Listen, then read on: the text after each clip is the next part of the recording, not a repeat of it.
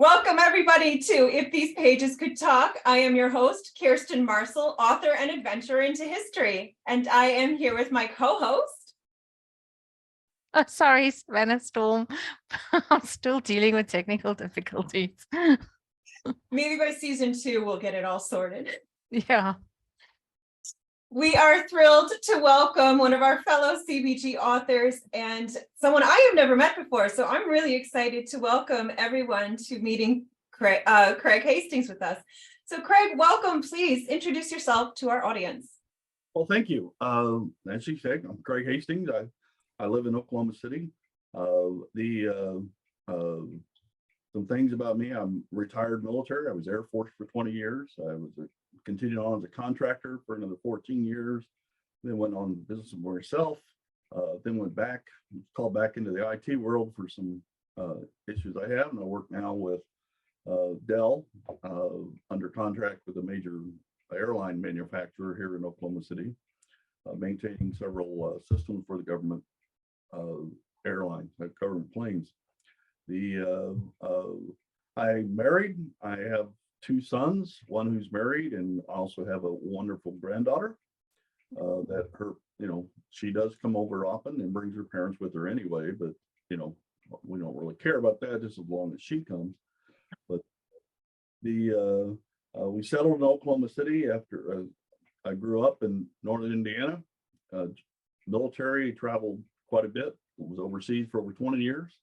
In Germany and UK, saw quite a bit of Europe, traveled quite a bit, but started writing my first book probably 6 or 7 years ago, and has now progressed to have one that's published and with CBG and working on others. That's awesome. We're so glad you're here with us, and thank you for your service. Oh, well, you're welcome, and thank you for the opportunity. It really meant a lot to me. I mean, I enjoyed my time. I know when I turned 18 and getting out of high school, if I'd gone to college, I'd have just partied. I mean, let's be serious.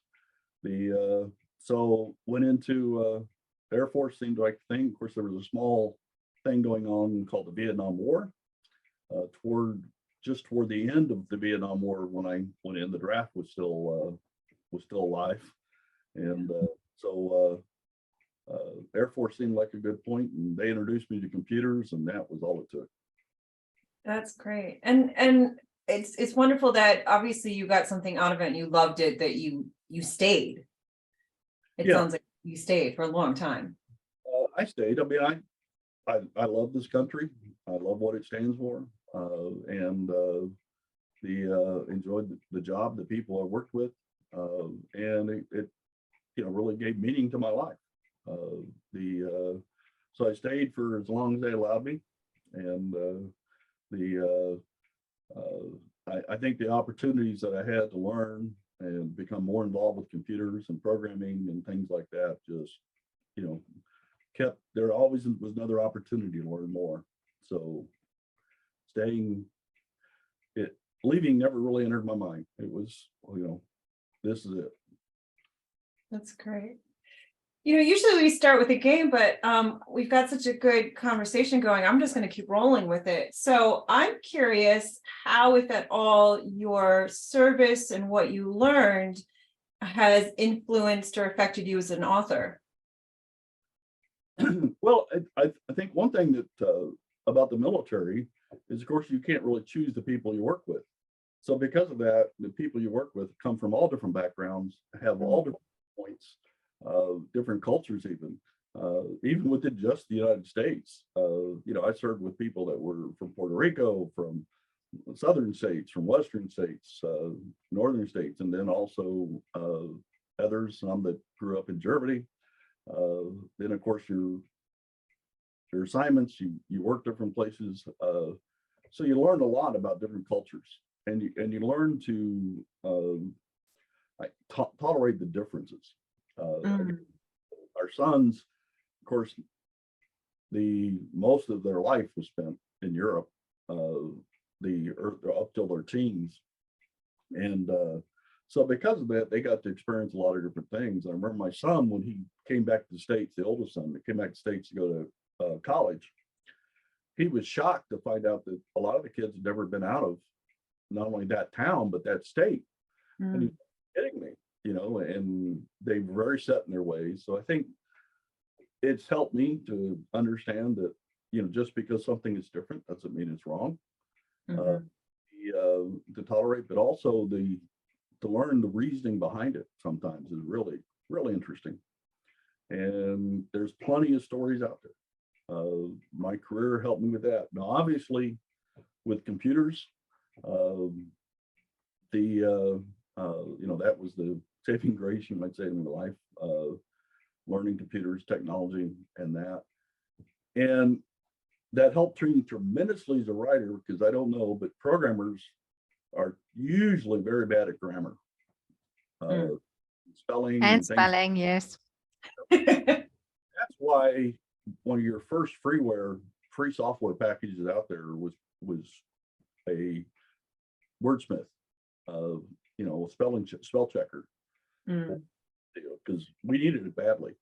And I'll have to admit, I started writing a few times years ago, but it was just, it was so hard for me because, I don't diagram sentences and I don't type stuff. Well, now I've got software that's done for me.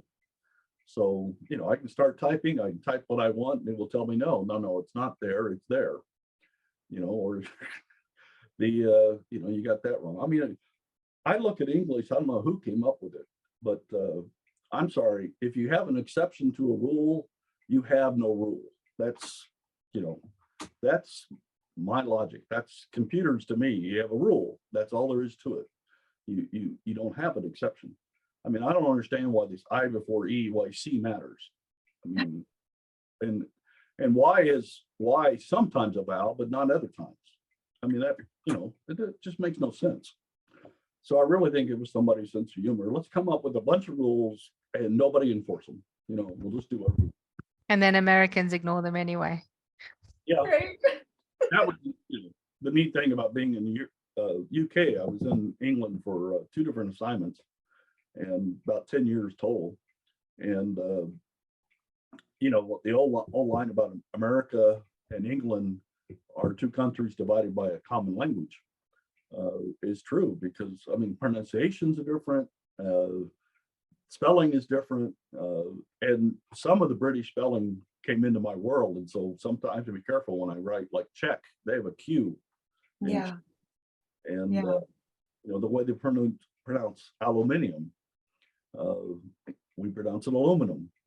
There's just it is interesting, and so that helped me become a writer. I always had the ideas. I've told stories all my life and read, a voracious reader. And I always, as I would read, I would get upset about certain things in some of the books by some authors. And it's like, no, that makes no sense. Time travel, they leave New York City and drive to California in a few hours. And I'm like, sorry, that doesn't happen. That's a 3-day trip. Even flying, it's several hours. And other things, and that always bugged me. Or we'd be watching a TV show or a movie and they do something and I'd say, no, that's, that makes no sense. And my wife would say, well, then why don't you write a book? And so finally I decided one time, well, famous last words.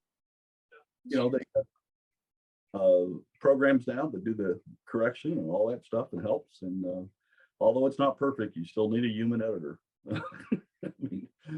I found that, and that helps, but at least you can get it to the point where they don't just rip it up and send it back to you highlighted all in yellow. Yeah. Did you have a specific aha moment where you cross that divide from watching TV and reading books and then suddenly saying, you know what, I'm gonna sit down and do it? I kind of did. As you bring that up, it bothered me that in movies and in a lot of books and TV shows, the computer guy was always this nerd, just white shirt, plastic pocket protector, maybe wear a tie, very antisocial. He's just a typical nerd. And I'm like, no, that's not how it works. And and I thought, well, let me see if I can bring a character who's a computer guy into the world, into a book and into a story. And got caught up in it. And it was just an idea for a story, and then all of a sudden it blossomed, and before I knew it, I had a book. Now it's been through many revisions and corrections and edits and things like that. But that was the emphasis of it. We need to set the story straight. Just because you're a computer guy doesn't mean you're antisocial and everything. And of course, that's the difference between a geek and a nerd. Of course, there's a couple different definitions, but I can think, the nerd is more antisocial. The geek, the geek is a little more, they're both intelligent. They both are technically, nowadays, both those terms kind of deal with technology, computers, things like that.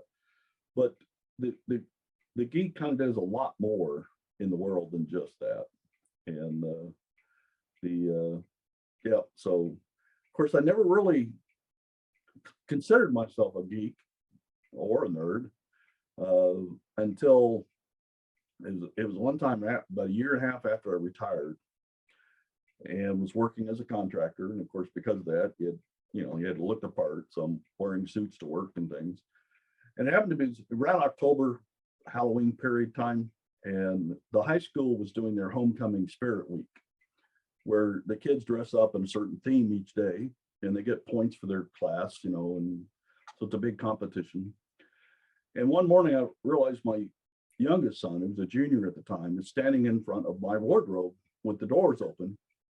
And I'm like, what are you doing? He said, well, I'm looking for something for, Spirit Day to wear. I said, oh, well, what's the theme today? He said, dress like a geek. What are you doing in front of my Thanks, kid. What are you doing in front of my closet? He just looked at me like, where else would I be?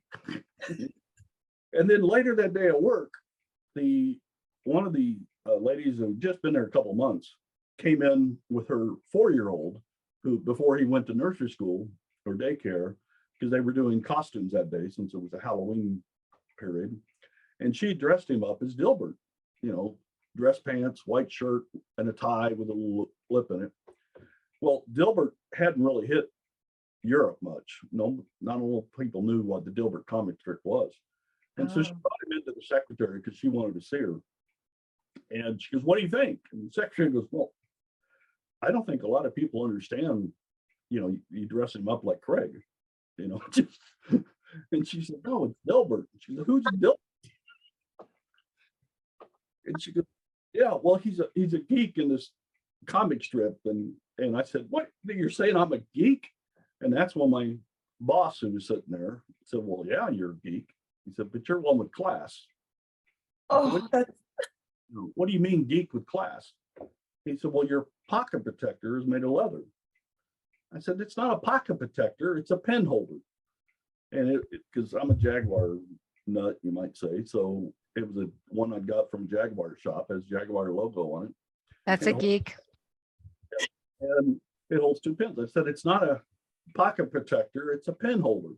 He said, yeah, that's geek class, or geek with class terminology for a pocket protector. yeah. You just have class. So, That's so great. See, I always, your definition is funny to me because I always say that I am a nerd who speaks geek, and I define nerd as being, and we fight about this in my household, but I always say a nerd is someone who is into history, is into books, is that sort of bookish, head down sort of thing. And I always think of geek as being the superhero, comic book, computers, that video gaming, that aspect. So I don't know. I was looking up a few different places. I'm trying to remember what it was. Their definition of geek and nerd basically is a intelligent, antisocial person with a 6-figure income. I wouldn't mind that. Of course, I remember that happened to be the same week that was going on. There was the TV show The Nanny was on overseas on the American channel. Of course, there was, and there was one of the episodes that came on. The teenage daughter in the show was complaining about one of the boys that were helping her with her schoolwork and wanted to become more than friends. But there was another guy that she really liked who was the starting quarterback on the football team. And so Danny, named Fran, sat her down and said, well, let me explain to you how this goes. Because you're saying one of them is a geeky, dirty guy, and the other one is an athlete. He said, yeah. I said, okay, well, the athlete is in high school, the jock, the super jock, starting quarterback, goes to college, blows out a knee. Would you like fries with that, ma'am? Where the geek is geek, antisocial, goes to college, sells product, becomes a billionaire. Which one do you want? You know, Right. but I have to admit, I never have become a billionaire. Yet. You never know. Well, okay, so let's, because I want to make sure we have time to talk about your book. So we are talking about Craig's book, Moose Ridge, Ending to Beginnings. And I want to make sure also that I point out that right now, if you are watching live, please go to All Author. I think it's allauthor.com, right? They have a book cover contest. So why don't you tell us about that, Craig? Yeah, it's every month they do a book cover contest. They start with 100 or so books, and there's four sessions, and so they cut them down. I think the first one is after that is 75 in the second round, 50 in the third, and then the final round is 24 books. And basically the top 3 books, then All Author will do some publication for, producer for things to get it out in the world. So, it's pretty competitive. So you can vote, and you're voting just the cover. There's not so much the book, although I've got people who have read the book that went out and voted for it. So the cover, and the cover is important because that's the first thing anybody sees with the book. Is the cover. It's got to be something that attracts. So all has this competition every month. And it's pretty competitive. I think they've got several thousand people voting each month. You're currently 5th. Currently, Yeah. Ways to go to get 3rd, but we're pushing. We're hoping.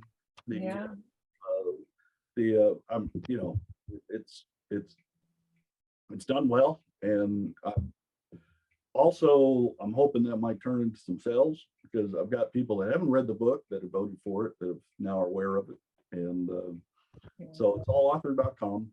I placed the link in the chat. Yeah. Oh, good.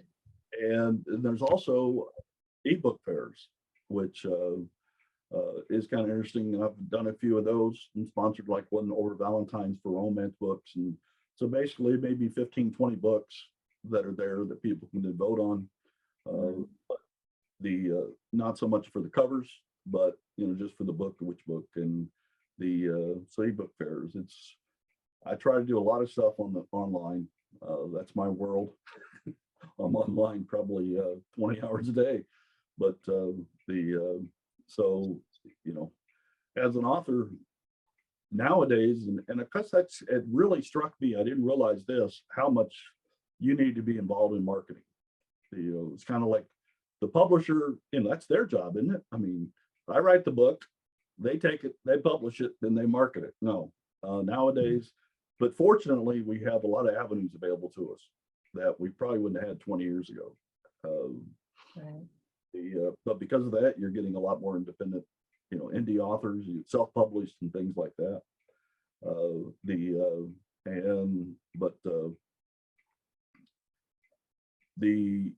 I'll have to admit, looking at going with the publisher though, because they really polish the product. They know the ins and outs, the IBM, the covers, what goes in, how to package it together. And I really didn't want to learn that. The Right. enough work doing the other. I'm learning on the marketing side, and so of course that forces me to be on the computer a lot longer, which is terrible. But my puppies don't like it. They'll try to get on my lap and put their paw on the keyboard so I can't type. They're telling you it's time to take a mental health break, take a time out. Well, Um, as long as I'm petting them while they're on my lap. Then oh, they'll that's good. quit. Then they'll put their head or their paw on my keyboard. And you can't type one-handed. No. Their head's or all of a sudden you watch the key go, the letter go sliding across the. It really messes things up. Furry co-authors are the best, aren't they? Oh, they are. Yeah, they are. I do want to point out to our audience that on Craig's right, his left, there is a picture of his cover. I don't know if you can reach it, Craig, to show the camera a little closer, but it's a gorgeous cover, and I'm not just saying that because you're here, but it is a gorgeous cover. Oh, good. Yeah. Look at that. It's just beautiful. Of course, the way the camera works, it comes backwards, but I thought, No. yeah, now CBG, they did the cover. It was funny. I came up with an idea. They asked me what are you thinking for your cover? I told them, and they were like, oh no, and came up with this. And I thought they did a great job. It does so much for setting the opening of the book. Because in the book, the main character finds herself in this very basic home in the middle of rural Wyoming. And if you look at that picture, that's what's there. That's a great segue into, why don't you tell us what your book is about?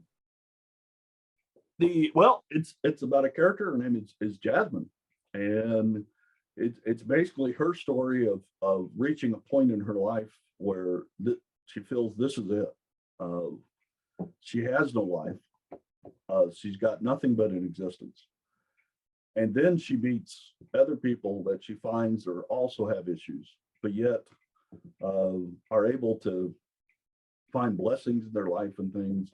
And so it kind of introduces her to the idea of Christianity and God, which she had never had in her life. And throughout the book, then you kind of get her backstory. She starts writing a blog to explain her backstory.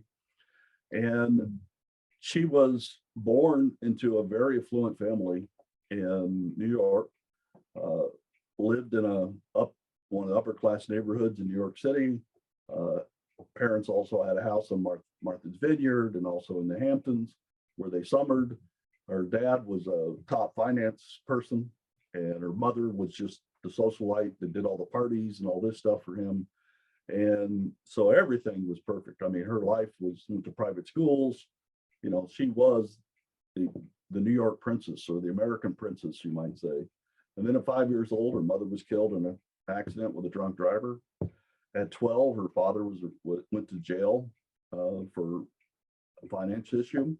And all of a sudden, she finds herself a ward of the state at age 12. Yeah.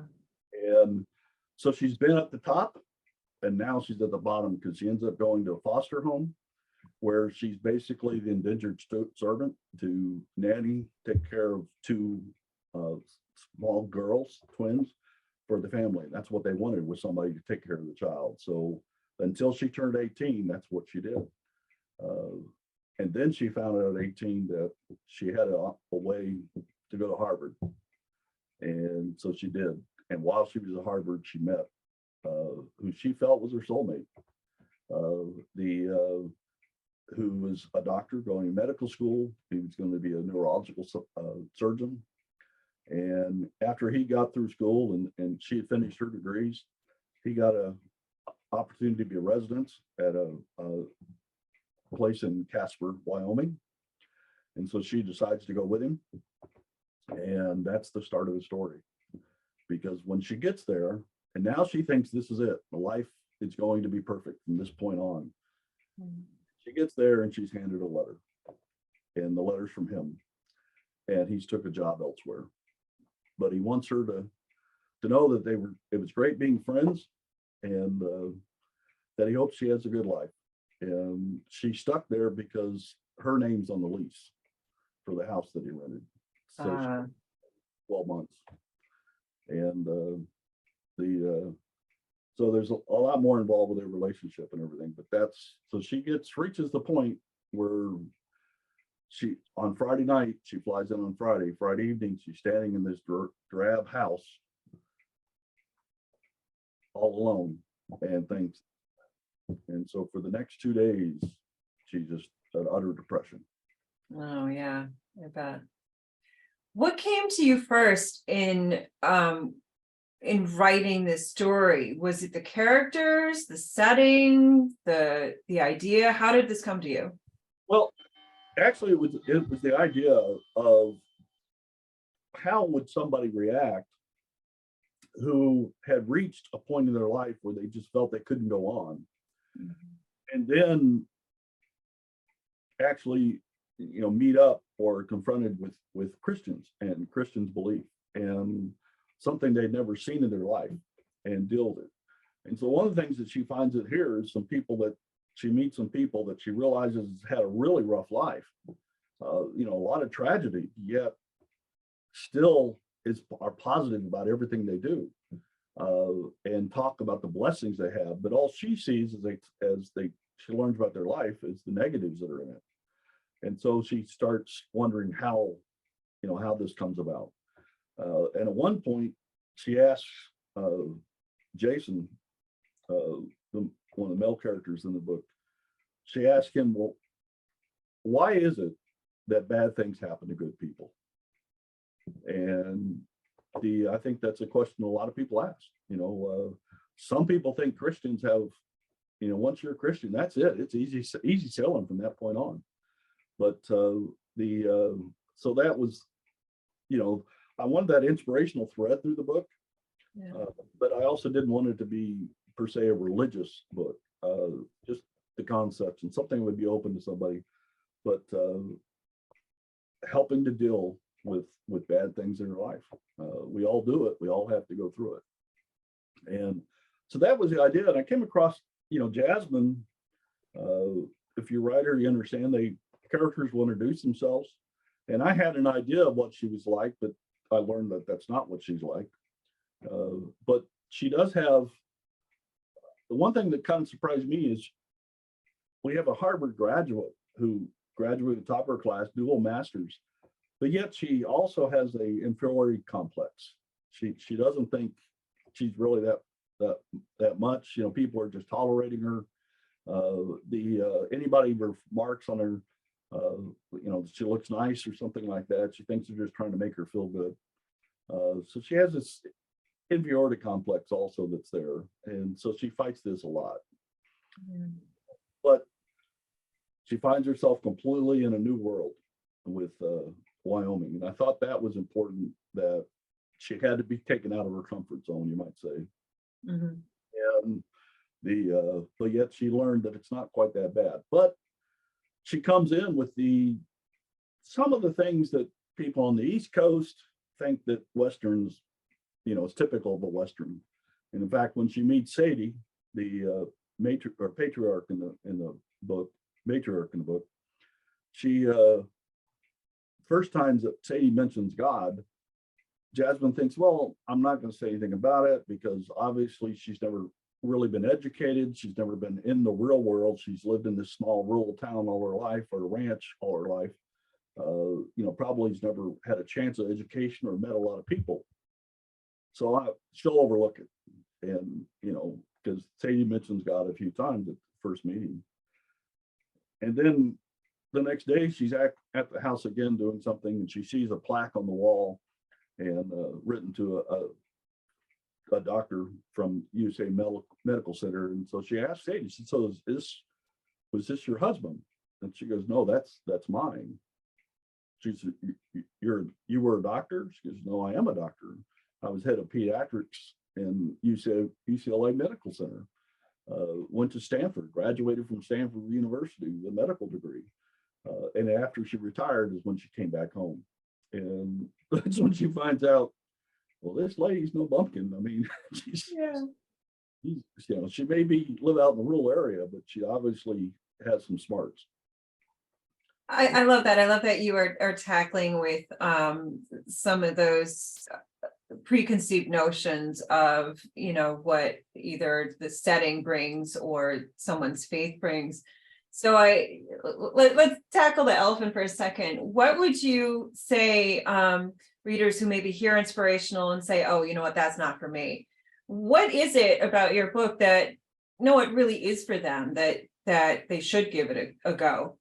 Well, I think one of the editors that I had it was a competition they had where you send out so many pages, and one of the responses from one of the editors was, this is a Hallmark movie. That's all it is. And I think, that's the way I try to explain the book. Yeah, the Christian theme is there, the inspiration, but it's a theme that you would probably see in many Hallmark movies or Lifetime movies, these type of romance things. It's slow burn on the romance, mainly because the two characters that will become romantically involved, neither one wants to be romantically involved. Jasmine's been burned. She doesn't want anything to do with it. Jason's wife died of cancer just a few years before, and he felt that was his shot at life. Now he's got to take care of his son, and so fight it all the way. But everybody around him knows that they need to be together, and so that's it. And so the inspiration, the Christian theme is there, but I look at it as underlying a romance story, and I think I wanted to write a book that somebody could read and to give it to somebody else that might be struggling with issues in their life, and what they could do. And so we see from the way Jasmine lives. So while it's inspirational, Christianity is mentioned, God is mentioned, and everything. It's not a preaching book. It's not. It sounds like it's not so much about the faith. It just is an aspect of the characters. Is that fair to say? Yeah. It's their aspect, their beliefs, and her introduction to it, because she never went to church when she was young or anything. So, this was just like she's learning the West is different than what New York City was. She's also learning there's this other life out there. So because we've had requests from viewers who like to hear about people's writing process, how would you describe your process? Are you the type who sits and just plows through a rough draft? Do you write scenes out of order? Yeah, I have an idea normally. An idea comes to me, and so then I think, okay, well, how can I start this? Because obviously the idea is not going to be the beginning of the book, and then I sit down and start writing, and I'll write the whole book. And it's while I'm writing it, I'll do some reviews and go back, because I will get to a point where I go, hold it, I need to explain this elsewhere, why this matters. And so you go back and make the change. I don't diagram the book. I don't outline the book. And I usually have an idea of how it's going to finish, but it never finishes that way. The characters can be really, really a pain, because they won't do what you want them to do. They want to go off on their own. And so you just have to let them go. And it's hard for me sometimes that I'll see it when I go back to review, because I'll be writing and I know, well, this is going to go here, and I want to get there so I can write that, but I need to write the part in between, so you have a tendency to rush it. But I'll do a draft, then I'll go back and do revisions multiple times. The people tell me, if you do the outline first, that won't happen. I'm like, well, I'm sorry, that's not me. So I'm what they call a pantser. I sit down in the chair, I start writing. Will the first draft look anything like the final? Probably not. But I'll tell you this, from a programming viewpoint, the finished program never looks like the beginning program. It just doesn't, because life happens. And the amazing thing to me is, as I'm writing, characters will introduce themselves. And in one of the first spy thriller I wrote, and I'm still writing and working on, there was a character in there that was only going to be, you know, a byline, you might say, just a mention, not anything else. And she really took over the book. And so because of that, she is now the theme in the books that follow in that series that I'm working on. And the, you know, I'll have to admit, because she was very pushy. And it, you know, there's always, my books have strong female characters. And part of that is my parents divorced when I was very young. I was the youngest of 3 children. I had 2 older sisters, lived with my mother and grandmother for most of my young life. I was almost out of elementary school before my mother remarried. So I've always been around, you might say, strong women. And both of my sisters are very strong. My mother and my grandmother was an exceptionally strong woman. It's been a lot of helping me grow up while mom was going to school and getting a job, because that was in the 60s and women just didn't work outside the house in the 60s. So, you know, she had to finish college and get a degree, and then she became a teacher. But so I think strong women are very interesting characters, because they can be so strong, but yet they also have, you know, unknowns, idiosyncrasies and things, and self-doubt. And I think those make for very interesting characters. Right, especially when well written, because strong, and this is something I'm dealing with my second book that I'm revising right now, strong woman characters are still people. And I think was it G.R.R. Martin said that they have, like you said, they have their foibles, they have their self-doubts, and yet they still continue forward and come and conquer, even if they don't even know they're doing it. They still, you know, they try their best. And Yeah. even though everybody else thinks their best is, you know, knocking it out of the park, they think, well, you know, like this one character, she's a CIA operations officer, double black belt in 3rd degree. Most of her people respond to her as thinking she's a model, but she describes herself as a small town tomboy. Every time she says it, people are like, what? No, but she just, because she was a tomboy growing up, and because she wanted to fit in with the boys, she didn't like girly things and all that stuff. It just didn't matter. And so in her mind, that's what she is, small town tomboy. But everybody that meets her, you know, is just blown away by her abilities and her looks and style and things. But she doesn't see it. And because I really think all of us don't see ourselves the way people see us. We're looking from the inside, they're looking from the outside. Yeah, it's very, very true. We are almost out of time. So Sev, let me ask, do we have any questions in the chat at this point? No, nothing at this point. No. Okay, that's fine. So, you know, for our viewers, if you're watching this after the fact, just go ahead and plug some questions into the comments below, and we will get them to Craig and try and get you some answers, because we want to know what you want to know. And please, of course, like and subscribe. So Craig, why don't you wind us down? Let us know how people can find you online. Well, of course, I have an author website. It's authorcraighastings.com. Also, of course, I'm on Twitter. And on my website it shows my Twitter, my Instagram, everything like that. I won't spell it all out now. The best thing is authorcraighastings.com. If you do a search on Google, Craig Hastings, it should come up. And it talks, there's things on their website about my books. Most I'm still querying, trying to work with getting published, and And there's also some interviews I've made on there, other articles that I've written, a little more bio on me, introduction to Matt. And so that's it. Author CraigHastings.com is the place to go. We also get through it through Moose Ridge endingtobeginning.com. I believe there's also a link off CBG's webpage under their authors.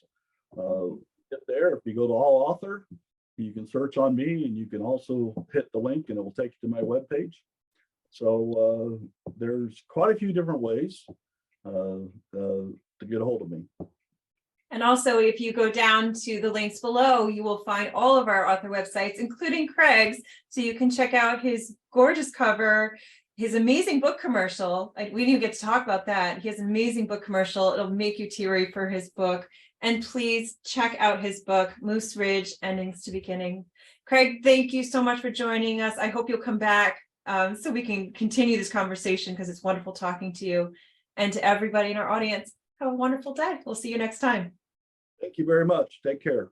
Thank you.